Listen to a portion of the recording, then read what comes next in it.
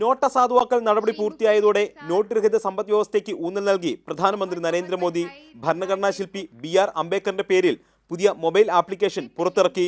ഭീം എന്ന പേരിൽ ഇറക്കിയ ആപ്ലിക്കേഷൻ ഉപയോഗിച്ച് നടത്തുന്ന ഇടപാടുകൾക്ക് അധിക തുക ഈടാക്കില്ല. വിരലടയാളം ഉപയോഗിച്ച് പണമിടപാട് നടത്തുന്നതിനുള്ള സംവിധാനം 2 ആഴ്ചയ്ക്കകം രാജ്യത്ത് നിലവിൽ വരുമെന്നും പ്രധാനമന്ത്രി അറിയിച്ചു. भीम के रूप में देशवासियों को 2016 के साल के आखिर में जब मैं दे रहा हूं तो एक प्रकार से 2017 का उत्तम से उत्तम नजराना मैं दे रहा हूं. പ്രത്യാശ ഉള്ളവർക്കുള്ള ഔഷധം മാത്രമേ തന്റെ കയ്യിലുള്ളൂ.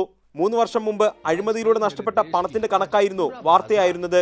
എന്നാൽ ഇപ്പോൾ സർക്കാരിന് ലഭിക്കുന്ന തുകയാണ് വാർത്തയാകുന്നതെന്നും മോദി പറഞ്ഞു.